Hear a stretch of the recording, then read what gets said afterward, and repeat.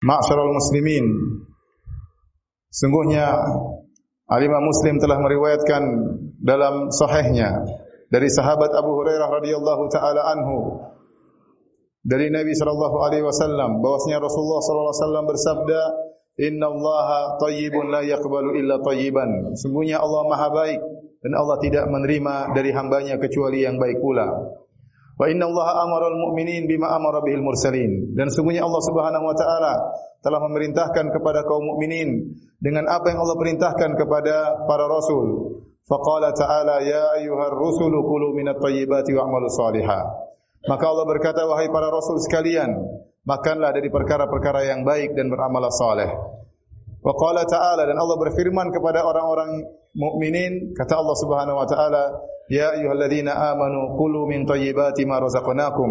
Wahai orang-orang yang beriman, makanlah dari perkara-perkara yang baik yang kami rizkikan kepada kalian. Tsumma dzakara ar-rajula yutilu as-safar. Kemudian Rasulullah SAW menyebutkan tentang seorang yang telah lama bersafar. Ash'atha akbar, rambutnya semerawut penuh dengan debu. Yamuddu yadayhi ila sama. Orang ini mengadahkan kedua tangannya ke arah langit. Kemudian berkata, ya Rabbi, ya Rabbi. Berdoa kepada Allah dengan menyeru, ya Rabbku, ya Rabbku. Wa mat'amuhu haram. Sementara makanannya dari hasil yang haram. Wa mashrabuhu haram. Dan minumannya dari hasil yang haram. Wa malbasuhu haram. Dan pakaiannya dari hasil yang haram. Wa ghudhiya bil haram. Dan dia kenyang karena hasil yang haram. Fa anna yustajabu lahu. Bagaimana bisa dikabulkan doa orang ini? Hadirin yang dirahmati oleh Allah Subhanahu wa taala. Sungguhnya hadis ini menjelaskan tentang keterkaitan pengkabulan doa dengan apa yang kita makan. Oleh karena dalam hadis ini Rasulullah SAW menyebutkan tentang seorang yang dia berdoa dan dia telah melakukan banyak adab doa agar diterima oleh Allah Subhanahu wa taala. Yang seandainya dia tidak memakan makan yang haram, tidak minum dari hasil yang haram, tidak berpakaian dari hasil yang haram, sudah dipastikan doanya akan dikabulkan oleh Allah Subhanahu wa taala. Rasulullah SAW menyebutkan tentang orang ini, terpenuhi padanya sekitar 6 sebab dikabulkannya doa. Yang pertama, orang ini adalah musafir. Kata Rasulullah SAW, rajul yutilus safar, sudah lama bersafar. Dan seorang yang bersafar, doanya dikabulkan oleh Allah Subhanahu wa taala. Nabi SAW bersabda, "Salasu da'awatin yustajabna la syakka fihinna." 3 doa yang dikabulkan dengan pasti tidak diragukan dalam hal ini. Da'watul mazlum, doanya orang yang dizalimi. Da'watul musafir, doanya orang yang bersafar. Da'watul walid ala waladihi, dan doanya orang tua terhadap anaknya. Doanya orang yang bersafar pasti dikabulkan oleh Allah Subhanahu wa taala. Kenapa orang yang bersafar turun rahmat Allah kepadanya? Diperhatikan oleh Allah Subhanahu wa taala. Kenapa dia sedang melakukan perjalanan? Dia sedang menghadapi banyak kesulitan. Kata Nabi sallallahu alaihi wasallam, "As-safaru qit'atun minal adab." Sungguhnya safar adalah potongan atau bagian dari siksaan, dari kesulitan. Oleh karenanya, orang yang menghadapi kesulitan seperti ini diberi kemudahan oleh Allah Subhanahu wa taala. Dia dibolehkan untuk salat dengan mengqasar, bahkan boleh juga dengan menjamak. Demikian juga dia boleh untuk berbuka tidak berpuasa. Kenapa? Dia sedang bersafar. Dia boleh untuk tidak salat Jumat bersama jamaah. Kenapa? Dia sedang bersafar. Bahkan di antara rahmat Allah Subhanahu wa taala kepadanya, Allah mengabulkan doanya tatkala dia berdoa. Terlebih lagi orang ini yutilus safar, sudah lama bersafar. Semakin dia lama bersafar, maka semakin dia mengalami banyak kesulitan. Dia jauh dari keluarganya, jauh dari kampung halamannya, jauh dari istrinya, jauh dari anaknya. Maka Allah memberikan rahmat dengan memudahkan dikabulkan doanya. Ini sebab yang pertama yang seharusnya membuat orang ini dikabulkan doanya oleh Allah Subhanahu wa taala, dia seorang musafir. Sebab yang kedua, orang ini kondisinya jauh dari kesombongan. Dan orang yang tatkala berdoa kepada Allah jauh dari kesombongan, maka akan mudah dikabulkan doanya oleh Allah Subhanahu wa taala. Rasulullah sallallahu alaihi wasallam bersabda, "Wa hal tunsaruna illa bi dhu'afaikum." Dan bukankah kalian ditolong oleh Allah karena orang-orang lemah di antara kalian? Bi ikhlasihim wa du'aihim, karena keikhlasan mereka dan karena doa mereka. Orang ini kata Nabi sallallahu alaihi wasallam as'atha akbar. Rambutnya semerawut, penuh dengan debu. Dia tidak sempat untuk merapikan dirinya. Dia tidak sempat untuk berpenampilan yang baik. Tidak seperti orang-orang yang angkuh, yang memakai baju sebagus-bagusnya, kemudian dalam rangka untuk sombong. Bagaimana dia mau angkuh, bagaimana dia mau sombong, sementara penampilannya tidak bisa dia perhatikan. Rambutnya semeraut dengan penuh debu. Dan kondisi seperti ini, kondisi orang jauh dari kesombongan, ini sangat disukai oleh Allah Subhanahu wa taala. Oleh karenanya Rasulullah SAW pernah bersabda, "Rubba asy'atha akbar, madfu'un bil abwab, law aqsama 'ala Allah la abarrahu." Sungguh banyak orang yang rambutnya semeraut dengan penuh debu. Kalau dia mengetuk pintu untuk minta dijamu, untuk bertamu, akan diusir. Kenapa orang tidak menganggap orang ini? Akan tapi kata Nabi, "Law aqsama 'ala Allah la abarrahu." Kalau dia berdoa kepada Allah akan dikabulkan. Kemudian juga Nabi SAW sebutkan bagaimana Allah bangga dengan para jamaah haji yang datang dari jauh kemudian berkumpul di padang Arafah. Kata Allah Subhanahu wa taala kepada para malaikat, "Unzuru ila ibadi ja'uni syu'than gubran." Lihatlah kepada hamba-hambaku wahai para malaikatku. Mereka datang dari jauh menuju kepadaku dalam kondisi rambut mereka semeraut penuh dengan debu. Ushidukum bi anni qad ghafartu lahum. Saksikanlah aku telah mengampuni dosa-dosa mereka. Oleh karenanya orang ini melakukan sebab yang sangat mulia, jauh dari kesombongan, dan doanya sangat mudah dikabulkan. Sebab yang ketiga, orang ini mengadahkan kedua tangannya ke langit. Dan di antara adab doa adalah mengadahkan kedua tangan ke arah Allah Subhanahu wa taala. Dalam hadis Rasulullah SAW bersabda, "Inna Allah hayyun sittir, yastahi min 'abdihi idza rafa'a yadayhi ilaihi an yaruddahuma sifran." Sungguhnya Allah Subhanahu wa taala malu jika ada hambanya mengangkat kedua tangannya ke arah Allah kemudian Allah membalikkan kedua tangannya dalam kondisi kosong. Allah akan kabulkan orang yang mengadakan kedua tangannya ke arah Allah Subhanahu wa taala. Dan ini merupakan bentuk seorang menghinakan dirinya di hadapan Allah Subhanahu wa taala. Dia bergaya seperti berlagak seperti orang yang sedang mengemis. Dan dia sedang mengemis kepada Rabbul Alamin. Minta kepada Allah Subhanahu wa taala. Oleh karenanya Nabi sallallahu alaihi wasallam dalam doa-doa beliau mengangkat kedua tangan. Tatkala Nabi sallallahu alaihi wasallam di padang Arafah, beliau berwukuf di atas unta beliau di bawah terik matahari. Kemudian beliau mengangkat kedua tangannya minta kepada Allah Subhanahu wa taala. Terus meminta kepada Allah Subhanahu wa taala. Dalam waktu yang panjang tangan beliau tetap terangkat meminta kepada Allah Subhanahu wa taala. Dari ibadah zuhur sampai menjelang maghrib beliau terus berdoa kepada Allah Subhanahu wa taala. Dan Rasulullah SAW terkadang mengangkat kedua tangannya sampai terlihat putih ketiak beliau sallallahu alaihi wasallam. Di antara sebab yang dilakukan oleh orang ini sehingga memudahkan dikabulkan doanya, orang ini bertawassul dengan rububiyah Allah Subhanahu wa taala. Dia mengatakan dalam doanya, "Ya Rabbi, ya Rabbi." Ya Rabbku, ya Rabbku. Dan terkabulkannya doa berkaitan dengan sifat rububiyah Allah Subhanahu wa taala. Sebagaimana di antara rububiyah Allah Subhanahu wa taala, Allah yang menghidupkan, Allah yang mematikan, Allah yang memberikan umur yang panjang, Allah yang memberikan rezeki, Allah yang menghilangkan penyakit. Ini semua berkaitan dengan rububiyah Allah Subhanahu wa taala. Maka dia bertawassul dengan sifat rububiyah, dia berkata ya Rabbku, ya Rabbku. Dan terlalu banyak doa-doa dalam Al-Qur'an, doa-doa yang dipanjatkan oleh para anbiya, para nabi. Mereka bertawassul dengan membuka doa mereka dengan Rabbana atau Rabbi. Dan orang ini telah bertawassul dengan sifat rububiyah Allah Subhanahu wa taala. Di antara sebab doanya dikabulkan, orang ini mengulang-ulangi doanya. Dan di antara sunnah Nabi sallallahu alaihi wasallam tatkala berdoa, Rasulullah sallallahu alaihi wasallam mengulangi doanya sampai 3 kali. Sebagaimana dalam hadis Ibnu Mas'ud radhiyallahu taala anhu, beliau berkata, "Kana Nabi sallallahu alaihi wasallam idza da'a thalathan." Adalah Nabi sallallahu alaihi wasallam kalau berdoa, maka beliau mengulangi doanya sebanyak 3 kali. Kemudian di antara sebab yang dilakukan oleh orang ini melakukan ilhah, itu merengek-rengek minta kepada Allah Subhanahu wa taala, tadarru', merendah di hadapan Allah Subhanahu wa taala. Sehingga dia mengulang-ulangi doanya, ya Rabbku, ya Rabbku, ya Rabbi, ya Rabbi. Semua sebab-sebab ini telah dilakukan oleh orang ini. Dan ini sebab-sebab yang mengharuskan doanya dikabulkan oleh Allah Subhanahu wa taala. Apalagi sebagian ulama seperti Ibnu Daqiq al-Aid mengatakan orang ini sedang bersafar dalam rangka bertakwa kepada Allah Subhanahu wa taala. Entah safar karena umrah, entah safar karena berhaji, entah safar karena menyambung silaturahim, ya. Safarnya karena ketakwaan dan dia telah melakukan sebab-sebab dikabulkannya doa, akan tapi doanya tidak dikabulkan. Sebabnya apa? Kata Nabi sallallahu alaihi wasallam, "Wa mat'amuhu haram dia makan dari hasil yang haram. Wa mashrabuhu haram, dia minum dari hasil yang haram. Wa malbasuhu haram, pakaiannya dari hasil yang haram. Wa ghudhiya bil haram, dan dia kenyang karena hasil yang haram. Fa anna yustajabu lahu, bagaimana bisa dikabulkan doa dari orang yang seperti ini. Aqulu hadzal qaul wa astaghfirullah li wa lakum wa lisairil mu'minin innahu huwal ghafurur rahim.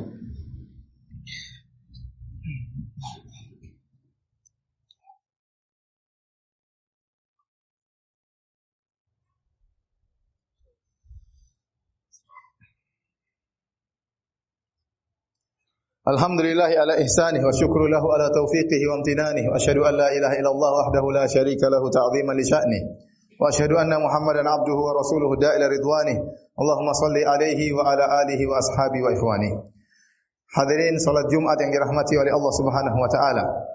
Di sana ada adab doa yang lain yang hendaknya kita perhatikan tatkala kita bermunajat dan mohon kepada Allah Subhanahu wa taala. Yang pertama, seorang tatkala berdoa hendaknya konsentrasi, benar-benar minta kepada Allah Subhanahu wa taala. Jangan sampai hatinya lalai. Hendaknya dia tahu apa yang dia ucapkan. Hendaknya dia tahu apa yang dia mohonkan kepada Rabb-Nya. Kata Nabi sallallahu alaihi wasallam, "Ud'ullaha wa antum muqinuna bil ijabah." Berdoalah kalian dalam kondisi kalian yakin akan dikabulkan oleh Allah Subhanahu wa taala. Fa innallaha la yastajibu du'aan min qalbin ghafilin lahin. Sungguhnya Allah tidak akan mengabulkan doa dari hamba yang hatinya lalai. Maka seorang tatkala berdoa, konsentrasi, benar-benar paham apa yang dia minta kepada Allah Subhanahu wa taala. Kemudian di antara adab doa, telah kita isyaratkan dalam hadis tadi, yaitu yakin bahwasanya Allah mudah mengabulkan. Tidak ada yang sulit bagi Allah Subhanahu wa taala. Jika kita telah memenuhi syarat-syarat dikabulkannya doa, kemudian kita telah melakukan adab-adab berdoa, maka doa kita pasti dikabulkan. Jangan seorang berkata, saya berdoa siapa tahu dikabulkan, jangan. Tapi seorang hendaknya husnudzon kepada Allah Subhanahu wa taala. Kata Nabi sallallahu alaihi wasallam bahwasanya Allah berkata, "Ana inda dhanni 'abdi bi." Sungguhnya aku tergantung persangkaan hambaku kepadaku. In dhanna khairan falahu wa in dhanna syarran falahu. Kalau dia berprasangka baik kepadaku, maka bagi dia kebaikan. Dan jika dia berprasangka buruk kepadaku, maka baginya keburukan. Maka seorang tatkala berdoa yakin doanya pasti dikabulkan oleh Allah Subhanahu wa taala. Dan husnudzan kepada Allah Subhanahu wa taala. Akan tapi hadirin yang dirahmati oleh Allah Subhanahu wa taala, pengkabulan doa oleh Allah Subhanahu wa taala dalam bentuk salah satu dari tiga bentuk. Sebagaimana sabda Nabi sallallahu alaihi wasallam dalam hadis yang diriwayatkan oleh Abu Sa'id Al-Khudri radhiyallahu anhu dalam Musnad Al-Imam Ahmad. Kata Nabi sallallahu alaihi wasallam, "Ma min muslimin yad'u bi da'watin laisa fiha ithmun wala qati'atur rahim illa a'tahu Allahu biha ihda thalath." Tidaklah seorang muslim berdoa dengan suatu doa yang dalam doa tersebut tidak ada dosa dan juga tidak bertujuan untuk memutuskan silaturahmi, kecuali Allah akan kabulkan doanya dengan salah satu dari bentuk pengkabulan. Imma an yu'ajjila lahu da'watahu. Yang pertama Allah kabulkan langsung doanya sesuai dengan permintaannya. Wa imma an yaddakhiraha lahu fil akhirah. Yang kedua Allah tunda pengkabulannya di akhirat. Wa imma an yasrifa anhu minasu'i mislaha. Yang ketiga Allah menghilangkan keburukan semisal seperti apa yang dia minta. Oleh karenanya sahabat tatkala mendengar hadis ini mereka berkata, qalu idzan nukthir ya Rasulullah. Kalau gitu kita berbanyak doa karena tidak ada merugi dalam berdoa. Doa pasti dikabulkan. Pengkabulannya terserah Allah Subhanahu wa taala. Allah yang lebih tahu apa yang terbaik buat kita. Yang penting kita berdoa pasti dikabulkan. Maka para sahabat berkata, "Idzan nukthir ya Rasulullah." Kalau gitu kita banyak berdoa ya Rasulullah. Kata Nabi sallallahu alaihi wasallam, "Allahu aktsar." Allah lebih banyak lagi mudah untuk mengabulkan doa kalian. Kemudian tatkala berdoa, selain hati tidak lalai, hendaknya serius minta kepada Allah Subhanahu wa taala. Kata Nabi sallallahu alaihi wasallam, "La yaqulanna ahadukum Allahumma ighfir li in syi'ta." Janganlah salah seorang dari kalian berdoa dengan berkata, "Ya Allah, ampunilah aku jika Kau berkehendak." Kalau Kau mau ampuni, kalau enggak juga enggak apa-apa. "Allahumma arhamni in syi'ta." Ya Allah, rahmatilah aku jika Kau berkehendak. Nabi melarang cara berdoa seperti ini. Liya'zimil mas'alah, hendaknya dia serius tatkala minta. Fa inna Allah la mukriha lahu. Tidak ada yang memaksa Allah Subhanahu wa taala. Semuanya mudah bagi Allah Subhanahu wa taala. Kita mungkin malu kalau kita minta kepada makhluk. Kita berkata, wahai fulan bantu saya, kalau memang mudah bagimu. Tapi kalau enggak juga enggak apa-apa. Itu kalau kita minta kepada makhluk. Karena kita tahu makhluk tersebut memiliki banyak keterbatasan. Ya. Kemampuan finansialnya terbatas, hartanya terbatas. Hari ini mungkin dia kasih kita, besok dia kasih kita, lusa mungkin dia sudah tidak bisa kasih lagi. Tapi ingat kita sedang meminta kepada Rabbul Alamin, penguasa alam semesta ini. Yadullahil mal'a, yang tangan Allah senantiasa berinfak tiada henti-hentinya. Tidak ada kekurangan dari Allah Subhanahu wa taala kalau Allah memberikan. Kata Nabi sallallahu alaihi wasallam, kalau seluruh manusia alaskanu ala su'aidin wahid, semuanya berkumpul dalam satu dataran, kemudian minta kepada Allah Subhanahu wa taala, kemudian Allah kabulkan seluruh permintaannya, maka tidak akan mengurangi kekayaan Allah sama sekali. Oleh karenanya kalau minta kepada Allah tidak perlu malu. Kalau minta kepada makhluk kita malu, minta kepada Allah jangan malu. Minta, ya Allah, berikanlah kepada hamba-Mu ini, anugerahkanlah kepada aku, rahmatilah aku. Jangan ragu-ragu. Karena tidak ada yang susah bagi Allah Subhanahu wa taala. Tidak ada susah bagi Allah untuk mengabulkan permintaan kita. Idza arada syai'an an yaqula lahu kun fayakun. Jika Allah berkehendak tentang sesuatu, Allah tinggal mengatakan jadi, maka jadilah.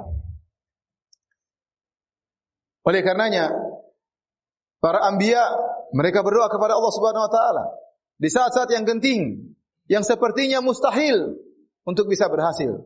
Tetapi tidak ada kemustahilan bagi Allah Subhanahu wa taala. Lihatlah Nabi Yunus alaihissalam. Kata Allah, wa dhannuni idh dhahaba mughadiban fa dhanna an lan naqdir alaihi fanada fi dhulumat alla ilaha illa anta subhanaka inni kuntu minadh dhalimin. Nabi Yunus alaihissalam tatkala meninggalkan kaumnya karena kaumnya tidak mau beriman. Kata Allah, dia menyangka kami tidak akan menyulitkannya. Kemudian tiba-tiba dia ditelan oleh ikan paus. Sehingga dia berada dalam kegelapan. Kata Allah, fanada fi dhulumat. Dia berada dalam kegelapan. Kegelapan lautan, kegelapan malam, dan kegelapan perut ikan paus. Siapa yang bisa mendengar permohonan Yunus dalam kondisi seperti ini? Dalam tiga kegelapan. Siapa yang bisa melihat dia? Siapa yang bisa mendengar intihannya? Kecuali Allah Subhanahu wa ta'ala. Siapa yang bisa menolongnya? Kecuali Allah Subhanahu wa ta'ala. Maka dia mengatakan, la ilaha illa anta subhanaka inni kuntu minadh dhalimin. Dia mengakui, ya Allah, tidak ada yang berhak disembah kecuali Engkau, ya Allah. Sungguhnya aku termasuk orang-orang yang berbuat kezaliman. Maka Allah pun menolong Nabi Yunus alaihissalam. Nabi Muhammad sallallahu alaihi wasallam dalam perang Badar, tatkala musuh berjumlah 1.000 orang, sementara pasukan kaum muslimin cuma 315. Maka Nabi sallallahu alaihi wasallam berdoa dengan doa bermunajat, mengangkat kedua tangannya sampai ridaknya, selendangnya mau jatuh. Sampai Abu Bakar juga menemani Nabi berdoa. Dan Abu Bakar sudah selesai berdoa, Nabi belum selesai berdoa. Kata Abu Bakar kepada Rasulullah sallallahu alaihi wasallam, kasihan melihat Nabi yang terus berdoa. Ya Rasulullah, ba'dha munajatika ya Rasulullah. Ya Allah, ya Rasulullah, cukuplah sebagian doamu. Allah akan kabulkan. Kata Rasulullah sallallahu alaihi wasallam, Allahumma anjiz wa'dak. Ya Allah, kabulkanlah janjimu ya Allah. Allahumma in tahlik hadhil isabah falan tu'bad. Ya Allah, kalau kami binasa engkau tidak akan disembah. Maka Allah kabulkan doa Nabi sallallahu alaihi wasallam dalam firman-Nya, "Idz tastaghitsuna rabbakum fastajaba lakum anni mimuddukum bi alfin minal malaikati murdifin." Tatkala kalian beristighatsah minta kepada Allah Subhanahu wa taala, maka Allah mengabulkan permohonan kalian. Kata Allah, aku utus bagi kalian 1.000 malaikat yang datang turun menurun. Hadirin hadirat yang dirahmati oleh Allah Subhanahu wa taala. Nabi Ayyub alaihissalam tatkala terkena penyakit, maka dia berdoa kepada Allah. Wa ayyuba idh nada rabbahu anni masani ad-dhurr wa anta arhamur rahimin. Tatkala Nabi Ayyub berkata kepada Rabbnya, ya Allah, aku mengalami penderitaan dan Kau adalah Zat yang Maha Pengasih lagi Maha Penyayang. Maka Allah kabulkan, Allah hilangkan penyakitnya. Oleh karena jangan pernah kita meremehkan doa. Sebagaimana perkataan Imam Syafi'i rahimahullahu taala, atahza bid-du'a'i wa tasdarihi wa ma tadri ma sana'a ad-du'a'u. Apakah kau meremehkan doa? Kau menganggap remeh doa dan kau tidak tahu apa yang bisa dilakukan oleh doa. Doa itu adalah senjata utama seorang muslim, bukan senjata terakhir para hadirin. Seorang menjadikan doa adalah senjata utamanya dan Allah selalu membuka pintu langitnya. Setiap hamba meminta, maka pasti Allah mendengar. Allah Maha mendengar. Maka jangan pernah ragu untuk minta dan berdoa kepada Allah Subhanahu wa taala. Nabi sallallahu alaihi wasallam kana idza hazabahu amrun fazi'a ila salat. Kalau ada perkara yang menggelisahkan Nabi, yang menyusahkan Nabi, Nabi langsung salat.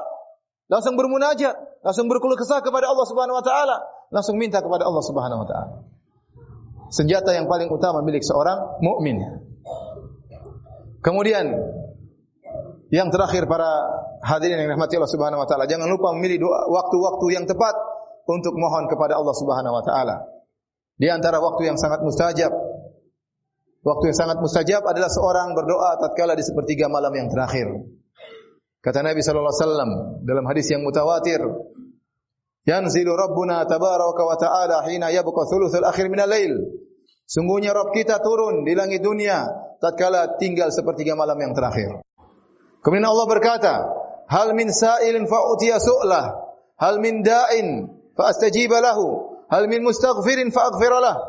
Apakah ada di antara hambaku yang berdoa akan aku kabulkan doanya? Apakah ada di antara hambaku yang mohon akan aku kabulkan permohonannya? Apakah ada di antara hambaku yang mohon ampun maka aku akan ampuni dosa-dosanya? Bayangkan bagaimana luasnya rahmat Allah Subhanahu wa taala.